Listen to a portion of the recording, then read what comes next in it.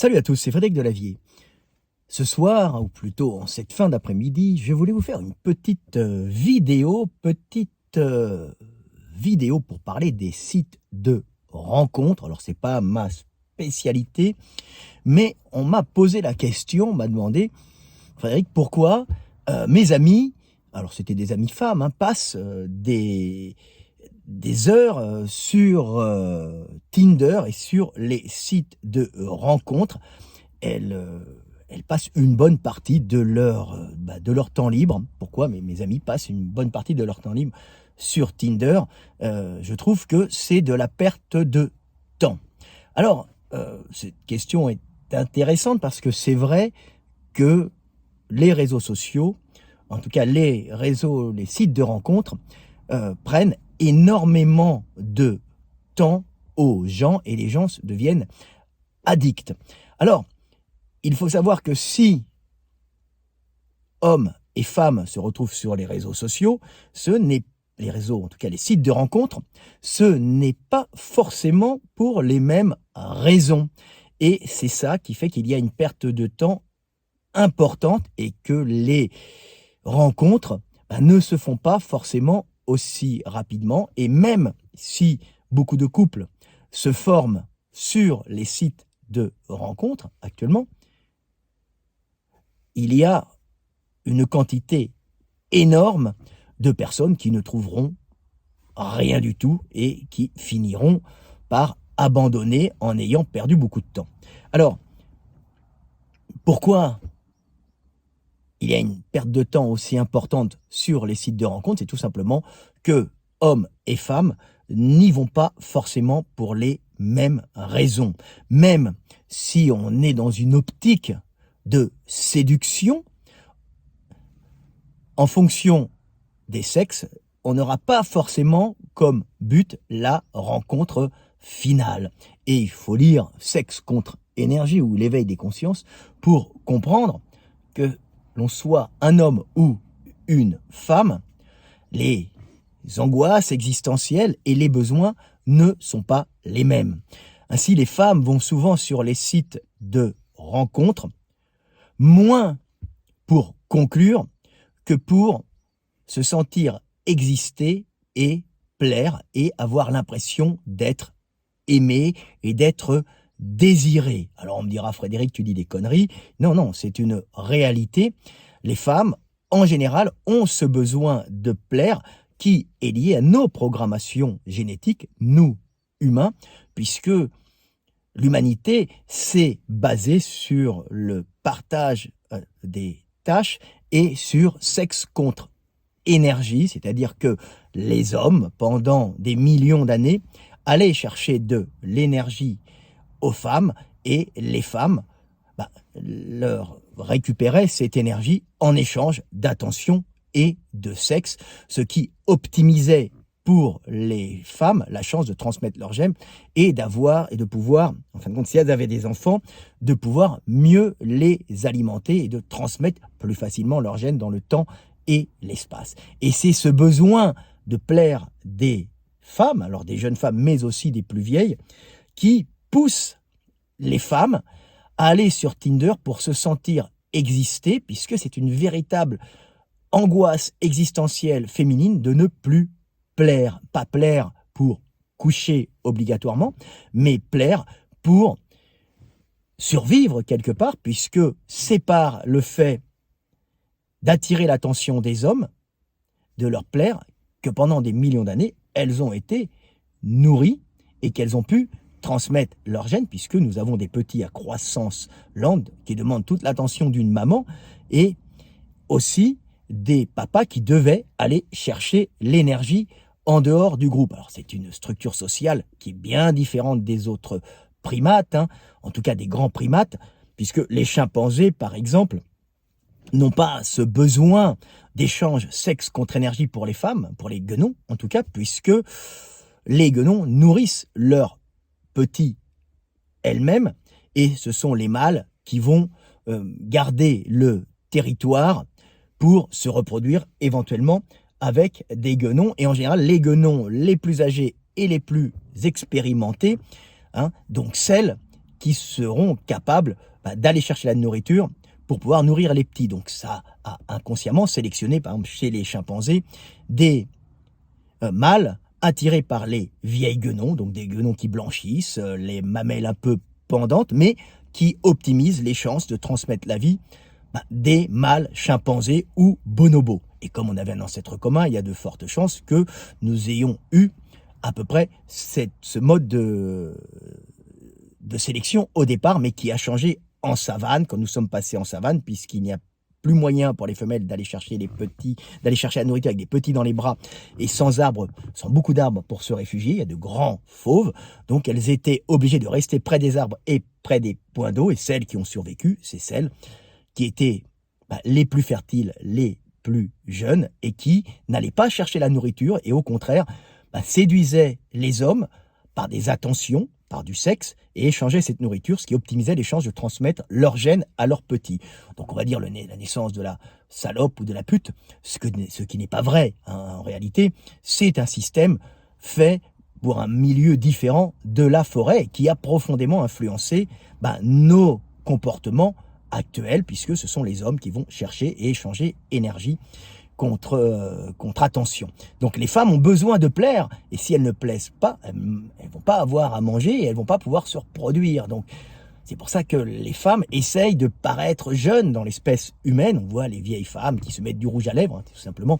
C'est pour mimer quelque part le taux d'estrogène des jeunes qui va faire gonfler les muqueuses et leur donner l'impression, par exemple, qu'elles sont fertiles, ou elles vont se teindre les cheveux maintenant. C'est très nouveau la teinture, pour paraître plus jeune et continuer à plaire. C'est un besoin toujours de séduction ancré en la femme qui est lié à des angoisses existentielles que les guenons, bien sûr, des chimpanzés n'ont pas. Donc c'est intéressant de comprendre que c'est des angoisses existentielles et qu'elles ont besoin de plaire et pas forcément d'aller conclure, et que les hommes, eux, au contraire, vont sur les réseaux sociaux pour essayer de trouver une femme et de coucher, puisqu'ils sont programmés pour transmettre leurs gènes avec celle qu'ils désirent et non pour séduire. L'homme est programmé pour prendre la femme, pour la conquérir et pour lui faire miroiter sa vigueur, bien sûr, et sa richesse. Alors, ce ne sont pas les mêmes intérêts. Les hommes vont sur les réseaux sociaux pour coucher majoritairement et pour essayer de baiser et éventuellement de trouver une compagne à laquelle ils s'attacheront et avec qui ils resteront. Mais malheureusement, il y a peu d'élus et il y a beaucoup de femmes qui séduisent et peu de femmes qui concluent. Et il y a beaucoup d'hommes qui espèrent trouver une femme. Et quand les femmes vont sur les réseaux sociaux pour vraiment trouver un homme, elles vont être à ce moment-là extrêmement sélectives et elles vont éliminer en général les boulots qui ne rapportent pas assez. C'est souvent comme ça, mais c'est pas la majorité des femmes sur les réseaux. Et elles vont plutôt aller vers des hommes avec un pouvoir financier et de préférence jeunes. Alors en général, il n'y en a pas des masses non plus, puisque quand on a du pouvoir financier, c'est que soit on l'a hérité de ses parents, on n'est pas forcément sur Tinder, ou on est un peu vieux, donc les appelés qui vont séduire les femmes ne sont pas si nombreux, c'est tout le temps le même type de mec qui va attirer la majorité des nanas, qui va faire son choix. Et bien sûr, le choix se fera pas sur la puissance financière de la femme, mais sur son aspect extérieur, puisque les hommes sont programmés pour être attirés par les jeunes femmes, alors que les guenons, par exemple les chimpanzés, sont attirés par les vieilles guenons. Pourquoi ? Parce que c'est l'homme qui fournit traditionnellement l'énergie, donc il va être attiré par celle qui est la plus fertile et pas celle qui sait aller chercher la nourriture, puisque traditionnellement, c'était les hommes qui allaient chercher la nourriture pour les femmes pendant pas mal de temps. Alors en Afrique, ça a changé un peu à partir du paléolithique, du néolithique, on va dire, puisque les femmes ont été à la production plus que en Europe, par exemple, et en Eurasie, puisque pour des raisons de pathogènes, on pouvait sortir avec les petits. quand on avait éliminé les prédateurs, bien sûr, hein, quand on commençait à faire de l'agriculture, alors qu'au nord, pendant pas mal de temps, les femmes devaient rester à l'intérieur pendant la saison froide et les intersaisons, puisqu'il y a beaucoup de pathogènes respiratoires qui peuvent entraîner la mort des petits s'ils prolifèrent. Ils irritent les bronches, et si on rajoute là-dessus alors c'est souvent viral hein, au nord, et si on rajoute là-dessus des bactéries, des attaques bactériennes, on peut avoir une pneumonie et mourir. Donc les petits mouraient. Donc les femmes qui restaient à l'intérieur près du foyer au nord avaient plus de chances de survivre. Et les hommes allaient chercher l'énergie. Donc on voit que c'est typiquement humain. Donc c'est pour ça que sur les réseaux sociaux, il y a une perte de temps énorme, parce que ce ne sont pas du tout les mêmes intérêts que les femmes ont à être sur les réseaux que les hommes. Les hommes, c'est pour tirer un coup, éventuellement trouver leur dulcinée. Les femmes, c'est majoritairement pour plaire, ou plus rarement pour trouver un homme avec un beau physique. Donc en général, elles éliminent les moins d'1m80, hein, ça passe comme ça, hein, et avec un bon boulot, ce qui élimine encore plus de mecs, et il ne reste qu'une petite quantité, souvent une quantité de menteurs d'ailleurs, qui mentent et qui savent séduire et faire rêver les femmes en leur faisant croire qu'ils sont le prince charmant, alors qu'ils ne sont que des pourfendeurs de cul et des briseurs de cœur. Malheureusement, c'est toujours comme ça, et c'est souvent comme ça, le brave type, hein, on le dégage, hein, parce que il n'est pas assez, il n'a pas cette niaque, cette capacité à mentir, cette capacité à s'imposer avec force pour prendre la femme. Il a appris à être bien élevé et à souffrir complètement, à faire croire, pas faire croire, à donner son cœur, hein. Et en fin de compte, ça marche pas. Les femmes aiment les hommes conquérants, les hommes qui savent jouer, les hommes un peu filous, hein, les bad boys. Et c'est pas si mauvais que ça, c'est une option aussi, puisque le bad boy, c'est celui qui va proportionnellement, ou qui allait avoir le plus de chances de faire une descendance fertile, qui a les mêmes capacités que le papa à être un peu sournois pour arriver à ses fins, donc à conquérir le cœur des femmes pour avoir leur matrice, même s'ils se barrent. Voilà, mais c'est une option de survie qui est malheureusement souvent utilisée. On voit les filles souvent attirées par des bad boys et pas par le brave gars, comme je dis tout le temps, hein. Le brave type, timide et amoureux, prêt à donner tout ce qu'il a, hein, souvent se fait jeter, hein. Je lui ai tout donné et elle m'a quitté.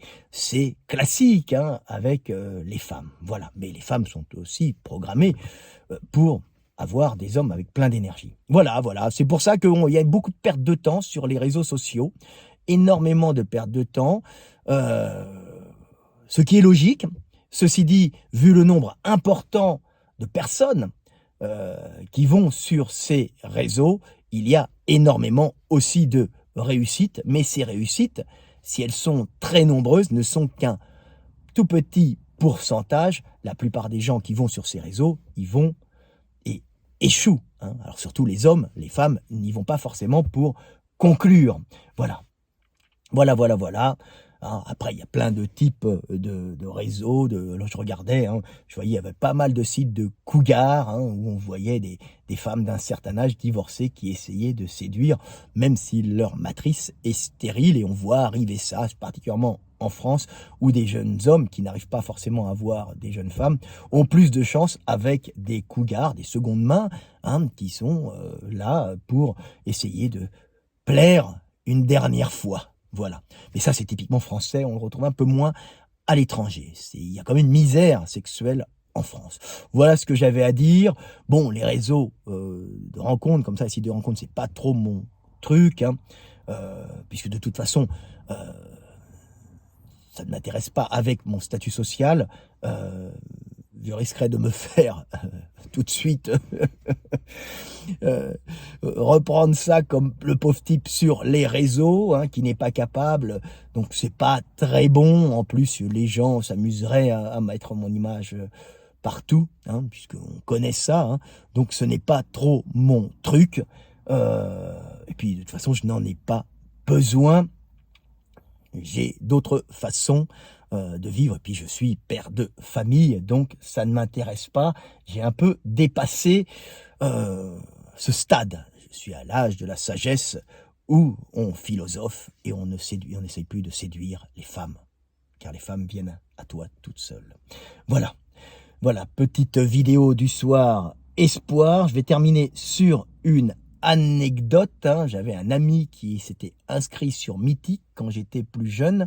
Alors, j'étais beaucoup plus jeune quand même, c'était au début de Mythique, et mon pote, je devais avoir la quarantaine, et mon pote me dit ah mais tu devrais te mettre sur Mythique, c'est là où j'ai trouvé ma femme, regarde, elle m'a offert une montre, il travaille dans un magasin de protéines, et c'était un beau garçon, il avait une magnifique Rolex bicolore, or et acier, avec l'intérieur vert. Il dit, ah, c'est ma femme, c'est une milliardaire japonaise, elle m'aime, on est tombé en amour, c'est formidable. Alors moi, je m'inscris sur Mythique, et là, j'ai mis mon âge, et là, il m'arrive, bien sûr, que des mariés, des femmes mariées, des femmes divorcées, donc et avec enfants, entre 40, 50 ans, travaillant dans les supermarchés ou secrétaires, qui, bien sûr, ne sont plus très fraîches et ont des enfants. Alors, je ne critique pas, bien sûr, mais je m'attendais à voir de belles jeunes femmes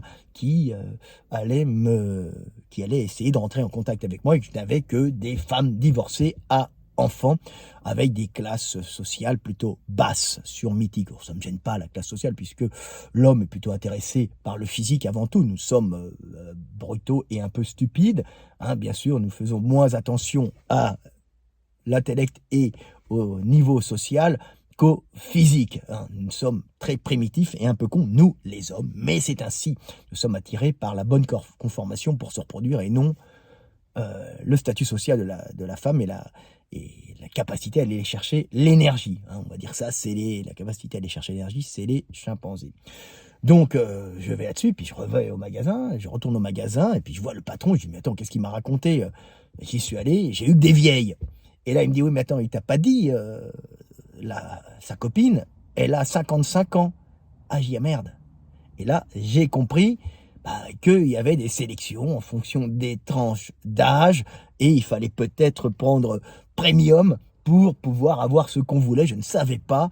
En tout cas, ça a été ma seule aventure sur Mythique, et ça sera la dernière, puisque de toute façon, j'ai voulu tester comme ça, et je me débrouille bien dans la vie, bien que maintenant, je suis rentré dans l'âge de la sagesse, de l'abstinence et de la philosophie. Et comme je dis toujours, maintenant, quand je m'endors, je pense à un coucher de soleil ou à ce que je vais manger demain matin, et plus au corps de belles femmes qui viendraient s'offrir à moi. Voilà, petite vidéo du soir espoir pour expliquer que les femmes et les hommes n'ont pas forcément les mêmes besoins sur les sites de rencontres. Allez, salut à tous, je vous aime, et paix sur terre, aimez-vous les uns les autres et faites des bébés. Voilà, salut à tous.